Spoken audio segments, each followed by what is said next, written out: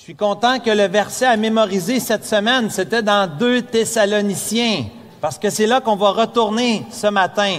Vous tournez dans vos Bibles, s'il vous plaît, dans 2 Thessaloniciens, chapitre 1. On va, Dieu voulant, terminer le chapitre 1 aujourd'hui, mais le verset à mémoriser cette semaine introduit bien notre prédication. 2 Thessaloniciens 3, versets 3 et 5. Le Seigneur est fidèle. Il vous affermira et vous préservera du malin. Verset 4, on va le faire aussi. Nous avons à votre égard cette confiance dans le Seigneur que vous faites et que vous ferez les choses que nous vous recommandons, que le Seigneur dirige vos cœurs vers l'amour de Dieu et vers la patience de Christ. Alors, c'est bon de savoir qu'il y en a qui continuent de mémoriser la parole de Dieu. On aime ce groupe de mémorisation. Ceux qui veulent recevoir, c'est très facile de recevoir à chaque semaine les versets à mémoriser. Il y a aussi le plan de lecture. Ceux qui veulent lire la Bible avec nous, plusieurs de l'Église, on lit selon un certain rythme. Puis on est capable aussi, ceux qui n'ont pas la capacité de lire, il y en a qui c'est plus difficile de lire, on peut avoir la Bible en audio. On en parlait ce matin à la classe des ados. C'est bon d'utiliser tous les outils qui sont à notre disposition pour pouvoir entendre, lire, mémoriser la bonne parole de Dieu. C'est vraiment une joie pour moi d'être avec vous aujourd'hui. Sans mon épouse qui est au camp des boulots, on a plusieurs sœurs aussi de l'Église qui sont allées au camp avec elle pour le camp mère-fille. Donc, je suis ici et on a survécu. Les gars, on s'est rendus, on a mangé. Ça paraît que la mère est pas là, mais bon, on fait ce qu'on peut, hein?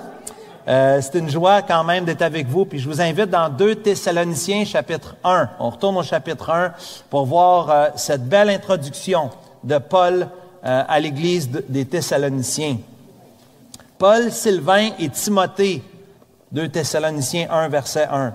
À l'Église des Thessaloniciens qui est en Dieu notre Père et en Jésus-Christ le Seigneur, que la grâce et la paix vous soit donné de la part de Dieu, notre Père, du Seigneur Jésus-Christ et du Seigneur Jésus-Christ.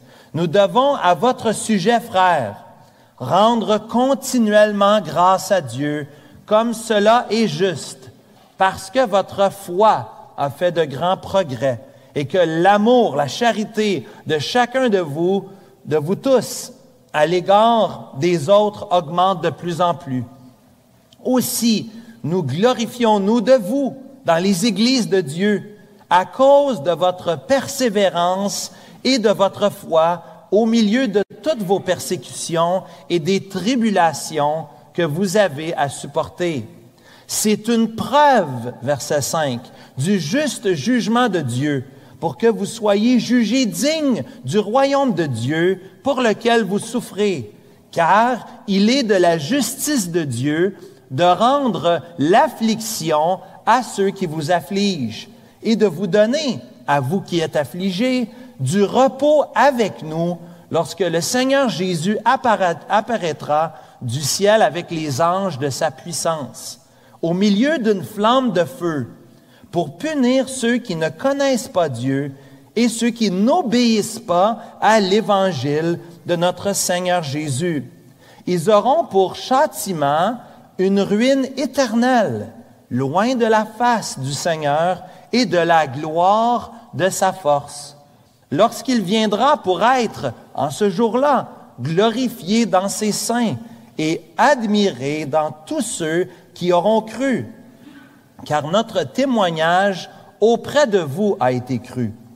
C'est pourquoi aussi nous prions continuellement pour vous plutôt, afin que notre Dieu vous juge digne de la vocation et qu'il accomplisse par sa puissance dans tous les desseins bienveillants de sa bonté et l'œuvre de votre foi, pour que le nom de notre Seigneur Jésus soit glorifié en vous et que vous soyez glorifiés en lui, selon la grâce de notre Dieu et du Seigneur Jésus-Christ.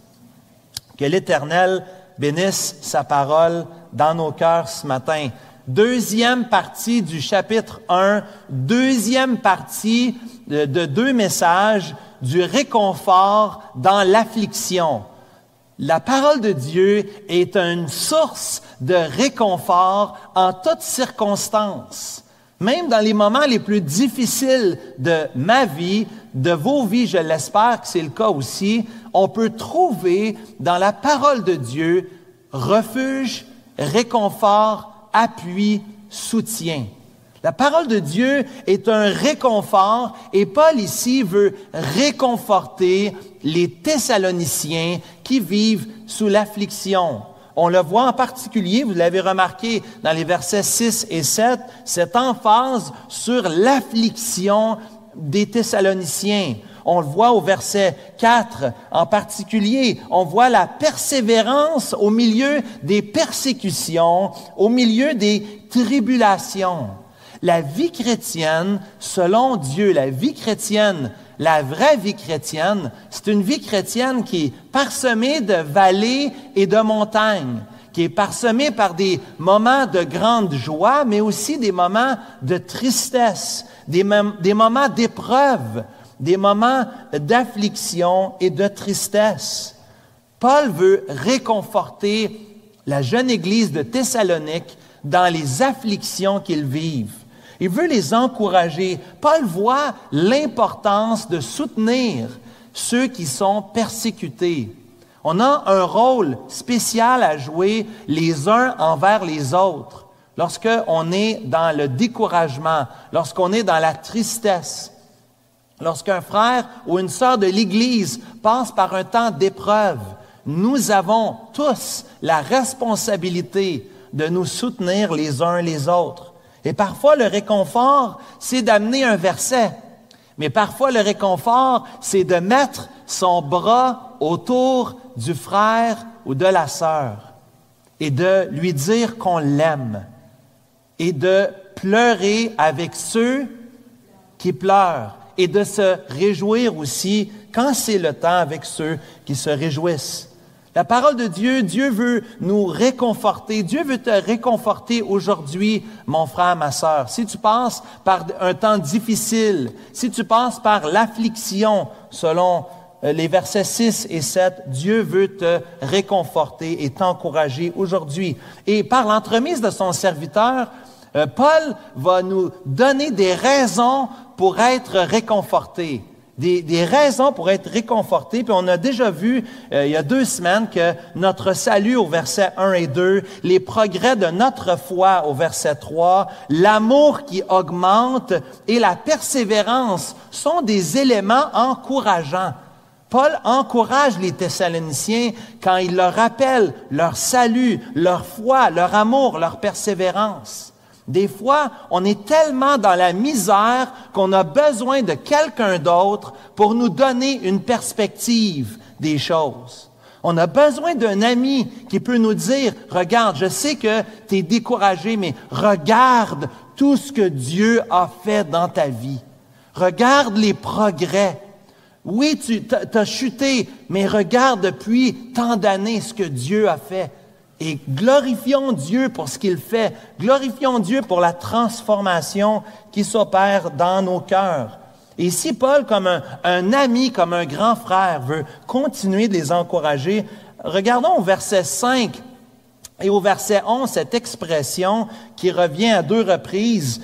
Cette idée d'être jugé digne du royaume de Dieu. Ici, le texte est divisé en 2 sections. Les versets 5 à 10, on voit l'encouragement de Paul, cet encouragement continu de réconforter les Thessaloniciens dans leur affliction. Mais au verset 11 et 12, il y a un petit changement. Paul va changer le discours et va parler d'une prière qu'il fait, lui, ainsi que Sylvain et Timothée. Vous remarquez aussi l'emploi du pluriel, première personne du pluriel au verset 11. C'est pourquoi nous aussi, nous prions continuellement pour vous. Ici, dans le texte, les versets 5 à 10, vous avez cet encouragement continu, mais dans les versets 11 à 12, cette prière, dans les 2 sections, Paul reprend la même expression d'être jugé digne. C'est le premier point qu'on va regarder ensemble dans cet encouragement à persévérer au travers de l'affliction. Paul voit que les Thessaloniciens sont jugés dignes et prient afin qu'ils le soient. J'aime ce complément de voir quelque chose, mais aussi de prier pour cette chose. Certains chrétiens ont de la difficulté dans leur vie avec le concept de la prière et de la souveraineté de Dieu. C'est comme si on oppose deux bonnes choses. Dieu est souverain, Dieu dirige tout. Pourquoi prier? Ça donne quoi de prier si de toute façon, c'est les plans de l'Éternel qui s'accomplissent, c'est les desseins de l'Éternel qui vont arriver? Pourquoi prier? Ça sert à quoi? Mais ici, on a un bon exemple dans 2 Thessaloniciens chapitre 1 un rappel, mais aussi d'une prière, que les deux vont ensemble. Cet enseignement d'être jugé digne, on va l'expliquer dans un instant, Paul va aussi prier pour que cela puisse arriver. Dans notre vie, frères et sœurs, ça fait partie de la volonté de Dieu pour nous de prier, même si Dieu est souverain. Dieu est un Père. Et un Père, il n'est pas froid, dur et distant. Un Père, oui, a des convictions, a un plan, a des responsabilités, mais un Père doit être accessible à ses enfants, doit être à l'écoute de ses enfants, doit s'agenouiller lorsqu'il a un petit garçon et le regarder dans les yeux et s'intéresser à sa vie, être à l'écoute. Et comme Père terrestre, nous sommes sensibles à nos enfants, à leurs besoins, à les situations qu'ils vivent, leur tristesse, leur joie. On vit avec eux. Et s'ils nous font une demande, est-ce que comme père, on reste insensible? Je ne peux pas donner à mes enfants tout ce qu'ils veulent. Je n'ai pas assez d'argent pour ça. Mais je peux certainement acquiescer à plusieurs demandes qu'ils ont et travailler avec eux en ce sens. Dieu, de la même façon, et encore plus, est un Père bienveillant qui nous accueille avec nos demandes et nos prières. Et on a plusieurs exemples dans la Bible où Dieu s'est laissé toucher, où Dieu, malgré son plan souverain, a voulu prendre en considération la prière de ses enfants, et cette prière faisait partie de son plan. Dieu veut, mon frère, ma sœur, cher ami aujourd'hui, que tu pries au Dieu de l'univers. Et il est intéressé à toi, il s'intéresse à toi, particulièrement ici, dans le contexte, Paul veut parler à des chrétiens de leur sanctification, de leur marche avec le Seigneur. C'est pas juste l'obéissance à sa parole, mais c'est aussi de prier Dieu afin qu'il nous aide dans notre marche avec lui. Donc, cette parenthèse est intéressante ici parce que nous avons cette expression au verset 5 et au verset 11 d'être jugés dignes du royaume de Dieu. Est-ce que cela veut dire que par nos épreuves, que par nos persécutions, que nous méritons notre place au ciel? Est-ce que ici, Paul serait en train de dire aux Thessaloniciens, vous allez être jugés dignes selon le nombre d'épreuves que vous allez vivre? Donc, si on est éprouvé et qu'on persévère, à ce moment-là, on va mériter le royaume de Dieu. Est-ce que vous pensez que ce serait logique pour Paul de dire ça aux Thessaloniciens? Je pense que c'est assez clair que non, parce que nous croyons, la Bible nous enseigne qu'il n'y a rien qu'on peut faire pour mériter le ciel. Il n'y a rien que toi ou moi nous pouvons faire. Il n'y a aucune œuvre que nous pouvons accomplir ici-bas sur terre qui va faire qu'on mérite notre place au ciel. Ici, c'est pas l'idée ici, je crois, du verset 5, vraiment pas. Mais ici, vous voyez le mot preuve ici. C'est le mot preuve qu'il faut souligner. C'est une preuve. C'est pour prouver. L'épreuve de notre foi, elle prouve la véracité de notre conversion. Elle prouve l'authenticité de notre salut. Ceux qui persévèrent confirment qu'ils sont vraiment sauvés. Parce que pour persévérer dans l'affliction, dans les épreuves, dans les moments difficiles, si ce n'était pas une vraie foi, on aurait déjà abandonné. Moi, je le dis souvent, puis il faut que vous l'entendiez, je pense que c'est important. Si je pouvais perdre mon salut, ça ferait longtemps que je l'aurais perdu. Vous comprenez ça? On peut pas se sauver nous-mêmes, on peut même pas se garder nous-mêmes. Je suis tellement pécheur dans mes pensées, dans mes paroles, dans mes actions, dans mes omissions. Je suis tellement pécheur, même aujourd'hui, après 35 ans de vie chrétienne, je suis pas capable de me sauver ni de me garder sauvé. C'est lui qui me gardera. C'est pour ça qu'on chante ça. Il me gardera, car mon Sauveur m'aime. Tant, c'est parce qu'il m'aime. Le Père, est-ce que le Fils doit faire quelque chose pour que le Père l'aime plus? T'es mon fils. Peu importe ce que tu fais, t'es mon fils. Tu vas toujours être mon fils. Ça ne change pas. La relation paternelle que nous avons avec Dieu, nous qui sommes des vrais enfants de Dieu, la relation qu'on a, personne ne peut nous l'enlever. Personne ne peut nous l'enlever. Et ici, Paul fait le lien avec le verset 4. Toutes les persécutions, toutes les tribulations qu'ils ont supportées, c'est une preuve tangible du juste jugement de Dieu. On va parler du jugement de Dieu aujourd'hui parce que notre texte nous parle du jugement, autant de la rétribution que des récompenses, mais on y vient dans un instant. Au verset 5, « Pour que vous soyez jugés dignes du royaume de Dieu pour lequel vous souffrez. » Dieu veut faire la preuve dans ta vie, dans ma vie, que nous endurons à cause de lui et par lui les moments difficiles de notre vie. Nous endurons à la lumière du retour du Seigneur. Paul veut encourager les Thessaloniciens, ceux qui supportent la tentation. Ces paroles ont pour but de les soutenir dans les moments difficiles. Ici, c'est plutôt que la justice de Dieu. Voyez-le comme ça au verset 5. C'est la justice de Dieu qui va emporter à la fin. C'est le juste jugement de Dieu qui va l'emporter. Et Dieu nous donnera ainsi, dans notre vie ici-bas sur terre, la force nécessaire pour passer au travers des épreuves que Dieu a pour nous. Dieu permet des épreuves dans nos vies, même si c'est difficile à comprendre. La fameuse question « Pourquoi ?» nous est posée souvent. Et on n'a pas de réponse au « pourquoi ». Certainement pas ici-bas sur terre. Peut-être un jour, le Seigneur répondra à nos « pourquoi ».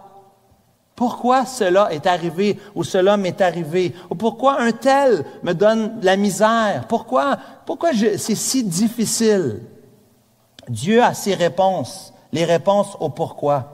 Mais Dieu nous dit qu'il sera avec nous tous les jours jusqu'à la fin du monde et qu'il ne nous abandonnerait pas. Il veut nous amener à ce jour glorieux, le jour de son retour. Et au verset 11, Paul peut prier afin que notre Dieu vous juge digne de la vocation, de l'appel, et qu'il accomplisse par sa puissance tous les desseins bienveillants de sa bonté et l'œuvre de votre foi. Dieu est en train de produire quelque chose en nous, au travers nous, et ça prend un processus de raffinement. Comme l'or doit être chauffé à une température très élevée. Dans quel but? Pourquoi on chauffe l'or? Pour enlever les impuretés, pour que ça soit, ça c'est un 10, là, c'est rien d'extraordinaire. J'étais étudiant, j'avais pas d'argent. J'ai acheté un disque, je vous le dis, là, je cache pas, là. J'ai pas acheté le meilleur, là, parce que j'avais pas l'argent, mais, tu sais, le joaillier m'a expliqué, là, M. Gabezan, un frère en Jésus, m'a expliqué, là, comment ça fonctionnait, puis plus le processus est purifié, plus l'or, est pur, ça vaut plus. Oh boy, j'ai dit, moi, le bas de l'échelle, s'il vous plaît. Je n'avais pas les moyens. Mais écoutez, Dieu veut faire ça dans notre vie. Dieu veut nous purifier des impuretés. Et il y a une partie des épreuves, des persécutions, des tribulations que Dieu permet dans notre vie pour notre bien. C'est difficile à comprendre. Des fois, quand on est là-dedans, on a de la misère. Mais Dieu veut ça. Ce qui est encourageant dans ce passage ici, c'est que Dieu veut nous montrer qu'il y a un objectif plus grand encore. Non seulement qu'il veut que nous soyons jugés dignes, au verset 5, mais regardez la suite ici. Dans ce passage, les versets 6 à 10, il y a comme deux catégories où Paul veut donner les motivations aux Thessaloniciens pour persévérer. Il y a comme deux catégories. D'un côté, tu as les récompenses pour les chrétiens, puis de l'autre côté, tu as la rétribution ou les conséquences pour ceux qui ne sont pas au Seigneur. Ici, Dieu veut encourager en donnant la perspective éternelle de ce qui est en train de se passer. Lorsqu'on est dans l'épreuve, on est dans un moment particulier. Mais lorsqu'on prend un pas de recul et on regarde l'enjeu éternel de toute chose, c'est là qu'on voit qu'il y a deux groupes de personnes ici, deux catégories de personnes qui sont décrites pour nous dans les versets 6 à 10. D'abord, on a ceux qui aiment Jésus, on a ceux que Jésus va récompenser. Le juste, ici, dans les versets 5, 7 et 10. Regardez avec moi. 5, 7 et 10. 5, on a ceux qui sont jugés dignes du royaume de Dieu. Hein? On a, verset 7, ceux qui obtiennent le repos, au verset 7. Et finalement, au verset 10, on a ceux qui sont glorifiés, ceux qui obtiennent la gloire et qui admirent le Seigneur Jésus. Ça, c'est ceux qui sont récompensés. Ce sont les justes. Encore une fois, pas juste parce qu'ils ont été persécutés, pas juste parce qu'ils ont persévéré, juste à cause qu'on a chanté tantôt, à cause de Jésus seul. Mais la deuxième catégorie, et ici, c'est pas caractéristique des lettres de Paul, c'est assez intéressant, c'est spécial un passage comme celui-là qui met autant d'emphase sur la punition du méchant. Regarde au verset 6, 8 et 9. Regarde avec moi le destin des persécuteurs qui, au verset 6, vont être affligés selon la justice de Dieu, qui vont, au verset 8, être punis. Hein, ceux qui ne connaissent pas Dieu et qui n'obéissent pas à l'Évangile. Et au verset 9, ceux qui obtiendront la ruine éternelle loin de la face et de la gloire du Seigneur. On voit ici, il y a vraiment deux catégories dans ce passage et c'est consistant avec l'enseignement de la Bible. Dans la Bible, il y a deux groupes de personnes. Il y a ceux qui croient et il y a ceux qui ne croient pas. Il n'y a pas de clôture. Tu es un disciple de Jésus ou tu ne l'es pas. Tu as la foi en Jésus, tu ne l'as pas. Ce matin, il y a deux groupes de personnes. Certains sont sauvés, d'autres ne le sont pas. Et notre prière, c'est que vous placiez votre confiance en Jésus-Christ, que vous croyez que Jésus est mort pour vous à la croix et que vous receviez le cadeau de la vie éternelle dès maintenant, dès aujourd'hui. Mais il y a deux catégories de personnes. Il n'y a pas d'entre-deux. « Oui, mais je ne suis pas rendu encore. » Ça veut dire que tu ne l'es pas. Tu l'es ou tu ne l'es pas. Et dans le texte, c'est assez clair. Deux groupes de personnes, deux catégories. Ici, au verset 6, on voit ce deuxième groupe de personnes ici. Ce deuxième groupe, c'est-à-dire le premier groupe et le deuxième groupe. Les deux sont ici, OK? Il est de la justice de Dieu de rendre l'affliction à ceux qui vous affligent. Ici, nous parlons de la justice de Dieu. Dieu est le Dieu éternellement juste. Le Dieu dans sa nature qui est juste. Dieu qui ne peut pas tenir le coupable pour innocent. Le Dieu qui va traiter avec justice chaque personne. Parce que Dieu sait toutes choses. Donc, si on subit des injustices ici-bas sur terre, une chose est certaine, il n'y a pas de passe-droit devant Dieu. Dieu sait tout, il voit tout, il ne manque rien. Et ici, Paul encourage les Thessaloniciens en leur rappelant non seulement la justice de Dieu, son caractère, mais aussi la justice de Dieu, ici, l'action de Dieu. Et je pense que c'est plutôt ce que Paul est en train de dire ici. Paul parle ici plus que le caractère de Dieu. Évidemment, la justice vient de son caractère, mais la justice de Dieu, C'est l'action ici de repayer de façon appropriée, de repayer de façon juste.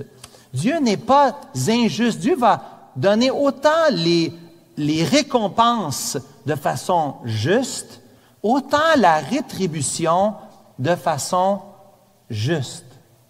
Dieu est parfaitement équilibré, parfaitement juste dans toutes ses sentences. Et ici, ceux qui auront affligé davantage seront aussi affligés davantage.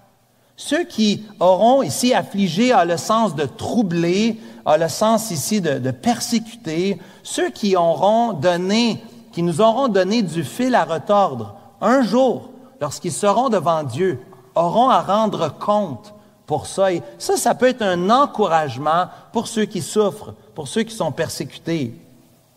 Ici, l'affliction nous est présentée comme une affliction terrible. Je préfère de loin recevoir les afflictions des hommes ici-bas sur terre que l'affliction de Dieu, l'affliction éternelle, de l'Éternel des armées. Quel réconfort de savoir que ceux qui rejettent la miséricorde de Dieu vont recevoir la justice de Dieu. Tu ne peux pas l'avoir des deux manières. Si tu reçois le cadeau, la miséricorde, la grâce de Dieu, bien, tu vas passer outre l'affliction de Dieu, la justice, le châtiment de Dieu. Mais ceux qui ne veulent pas, ceux qui rejettent la miséricorde, la grâce de Dieu, vont, eux, recevoir l'affliction de Dieu, l'affliction éternelle de Dieu. Dieu dit dans sa parole, « À moi la vengeance, à moi la rétribution. » Dieu s'approprie cela. Dieu ne veut pas que nous fassions justice nous-mêmes. Cela ne donne rien ici-bas sur terre. Combien de conflits qu'on essaie de se faire justice soi-même. Je ne dis pas comme parent qu'on laisse passer l'injustice.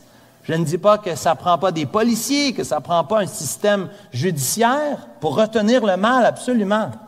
Mais de se faire justice n'est pas cohérent avec l'enseignement de la Bible. Romains 12, 19. À moi la vengeance, à moi la rétribution. Le Dieu éternel qui voit tout, omniscient, omniprésent, omnipotent, il voit toutes choses, il rendra justice ici à ceux qui auront désobéi, à ceux qui auront rejeté, ceux qui nous auront accusés, ceux qui nous auront faussement accusés ne pourront être innocentés devant Dieu. Nous, un jour, nous serons innocentés. Un jour, ils seront reconnus coupables devant Dieu. Paul veut que tu vois, cher ami, aujourd'hui, et que tu te réjouisses de la justice de Dieu. Si tu vis des injustices dans ta vie, rappelle-toi que Dieu est juste dans toutes ses voies. Et un jour, justice sera faite. Peut-être pas ici-bas sur terre, possiblement sur terre, mais certainement dans l'éternité, le Dieu juste jugera le pécheur. Ici, l'idée pour nous de se confier dans la justice de Dieu a plusieurs éléments ici. Regardez dans le texte, ici, comment le texte décrit la rétribution du méchant, la conséquence du méchant. Regarde avec moi, on voit ici la mention de punition au verset 8. C'est très fort. Il n'y a pas moyen d'alléger le texte. Le texte est très fort, très clair, très direct, lourd même. Dieu punit. Il va punir. Ici, c'est l'idée de donner un châtiment. Ils auront pour châtiment, encore une fois, au verset 9. Dieu, dans sa justice, ne peut pas laisser passer. Il doit traiter avec sérieux, avec rigueur le péché. Lorsque nous parlons de Jésus, arrêtons d'essayer d'enlever cet élément de notre évangélisation. Arrêtons d'essayer d'arrêter de parler du péché et de l'enfer. Comme un, si ça n'existait pas, puis deux, comme si ce n'était pas si grave. Ça existe et c'est très grave. La Bible l'enseigne. Et moi, je n'ai pas à excuser Dieu. Je n'ai pas dans mon évangélisation, lorsque je parle avec d'autres, de ne pas dire des choses pour ne pas déplaire. Ils auront un jour à rencontrer le Dieu créateur de l'univers. Bien mieux pour moi de leur parler, de leur en avertir aujourd'hui pendant qu'il est temps, que d'attendre. Un jour, oui, bien sûr, je ne suis pas en train de dire, venez pas me voir après pour me dire, il ne faut pas parler d'amour ni de grâce. Bien sûr, il faut parler de ces éléments, des attributs de Dieu et de l'Évangile. Mais l'Évangile est glorieux parce qu'on a été sauvés de l'enfer. On a été sauvés de la punition. Ça aurait pu être nous autres, frères et sœurs. Ça aurait pu être nous autres qui auraient été punis.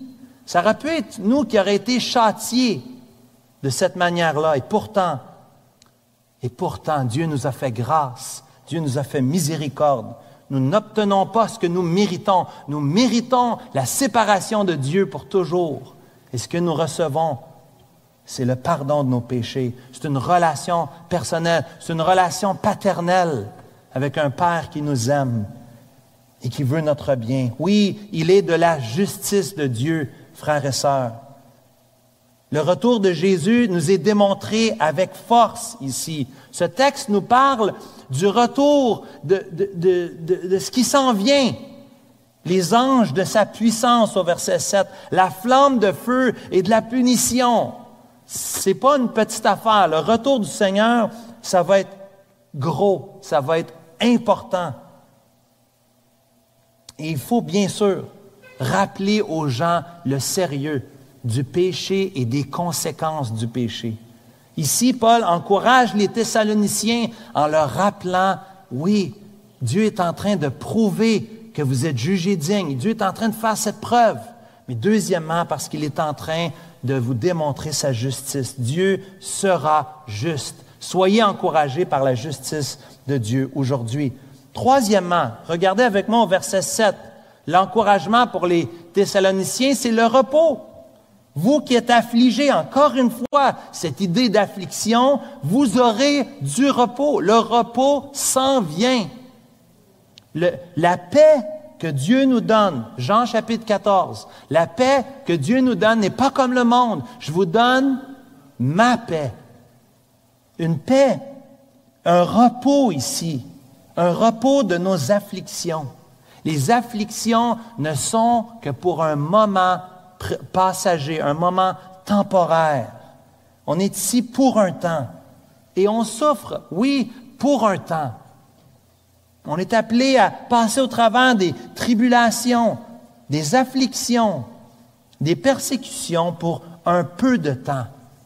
Oui, le repos s'en vient au verset 7. Dieu nous promet le repos lorsque le Seigneur Jésus apparaîtra du ciel avec les anges de sa puissance. Oui, c'est les anges, pas les anges puissants, c'est les anges de sa puissance. J'ai vérifié dans l'original et c'est vraiment bien traduit ici. C'est les anges de sa puissance. La puissance est à Dieu. Et Dieu envoie ses messagers, ses anges, pour exécuter ses plans. Un jour, nous aurons le repos avec Jésus. Un repos pour toujours. Dans un monde où il n'y aura plus de péché, où il n'y aura plus de tristesse. Je vous le dis souvent, les puritains croyaient que le jour de leur mort, c'était la plus belle journée de leur vie.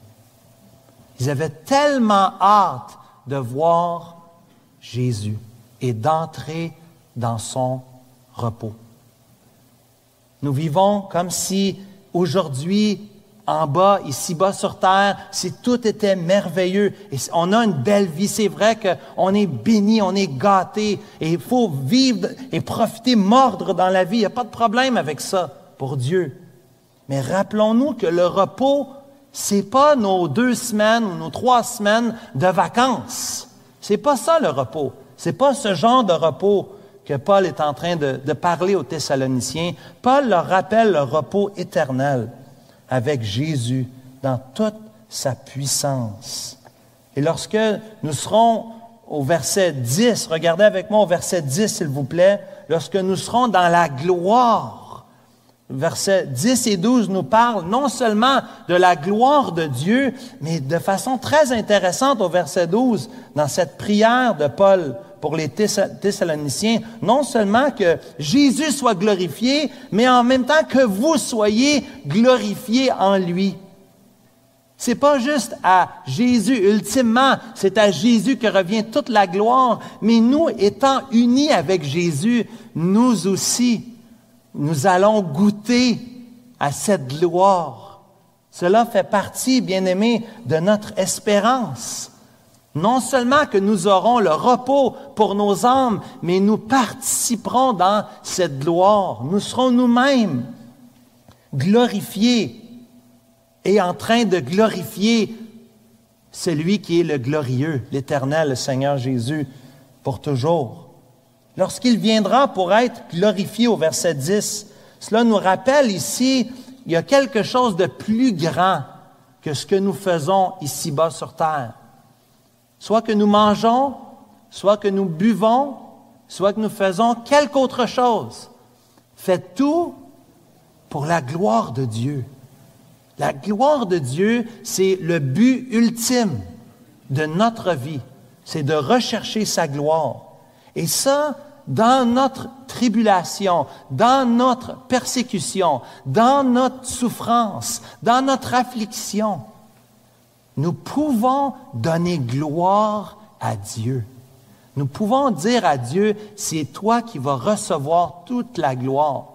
Si des gens disent, je ne sais pas comment tu as fait, je ne sais pas comment tu as fait pour passer au travers, rappelle-leur que tu n'étais pas seul. Rappelle-leur que Jésus était là avec toi, qu'il te tenait la main et qu'il t'a même porté par moments. Par moments, il t'a pris dans tes bras et c'est lui qui t'a porté pour te rendre de l'autre côté. Donnons toute la gloire à Dieu pour ce qu'il fait dans nos vies, pour sa grande patience, sa bonté, sa longanimité.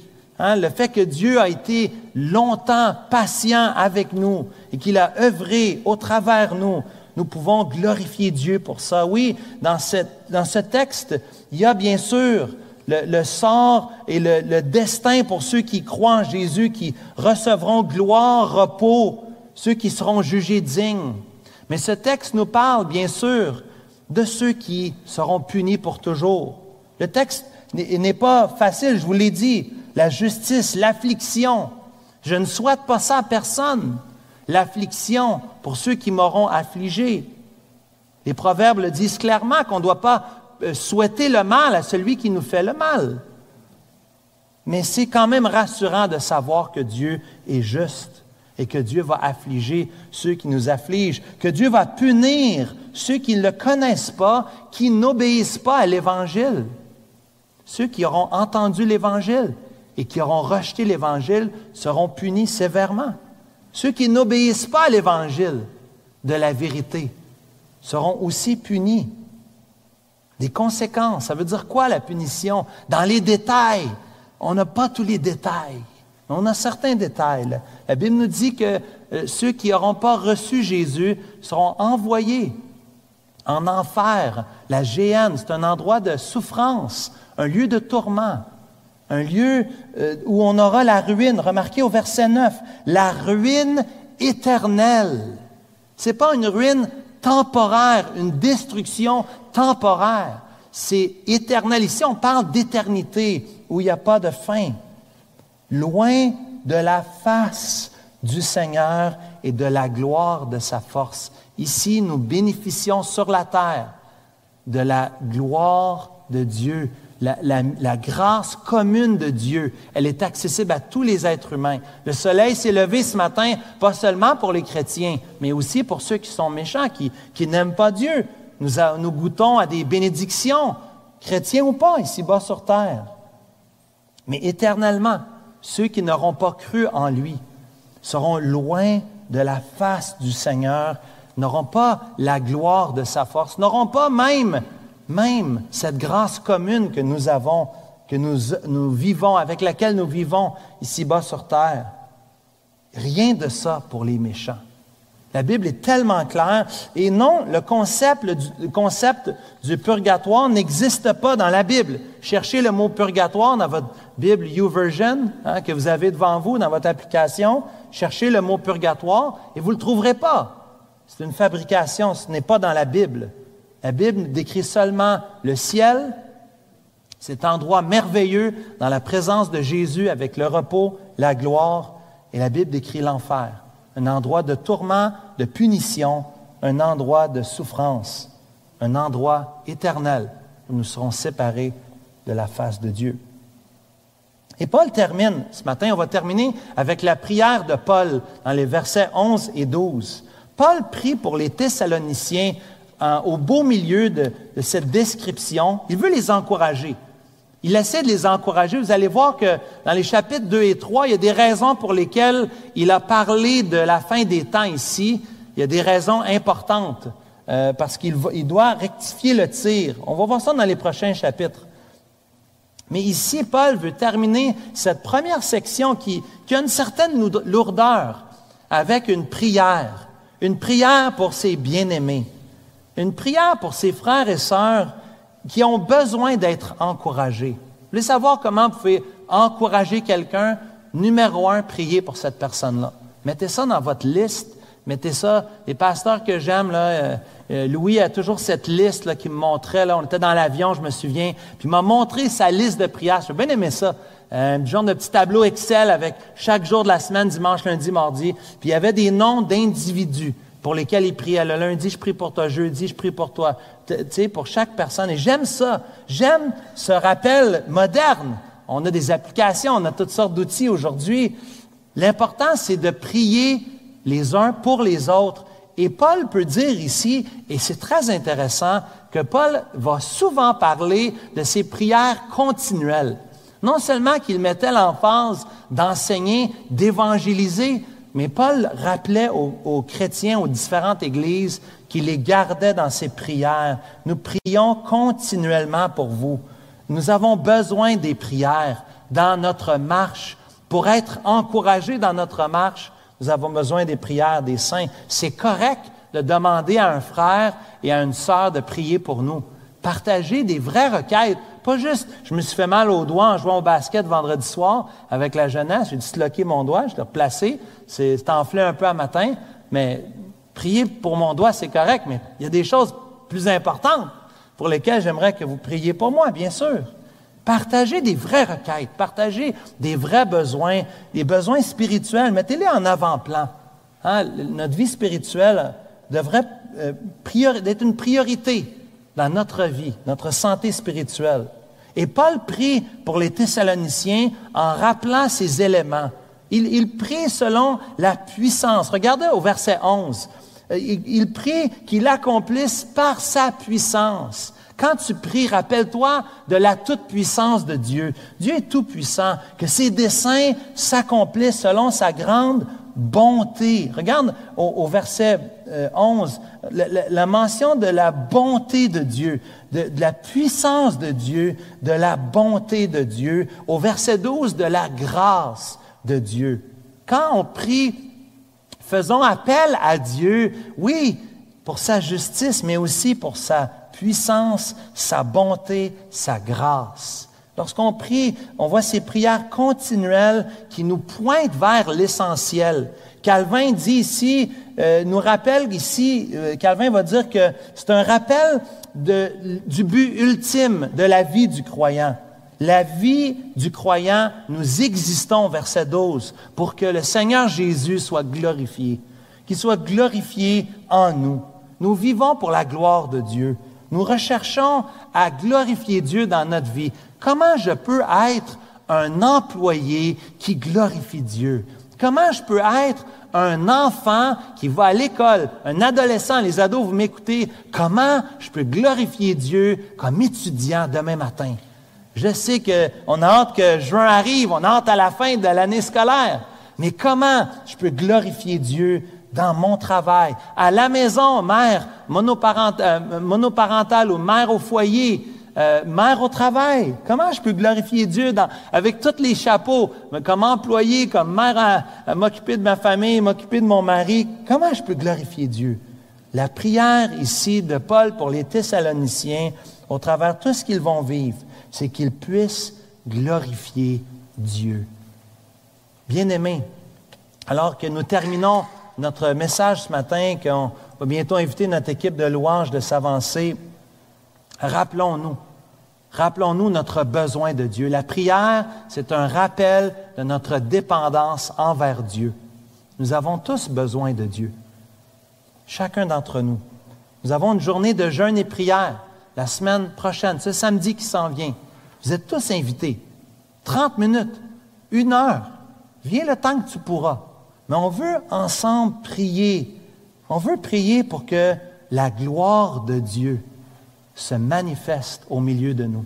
Que plusieurs soient sauvés. On a un cœur de prier pour ceux qui souffrent aussi, ceux qui sont affligés, ceux qui ont des difficultés. Dieu peut et va les soutenir. Venons prier ensemble, les uns pour les autres, et prier en particulier pour ceux qui sont en difficulté. Seigneur, merci pour ta parole. Merci pour cette occasion que nous avons de nous réunir autour de ta parole. Nous croyons que toute ta parole est inspirée, que chaque partie est véritable, incluant ces parties qui nous parlent du repos et de la gloire à venir, mais aussi de ton juste jugement, du châtiment, de la punition qui est réservée à ceux qui ne te connaissent pas.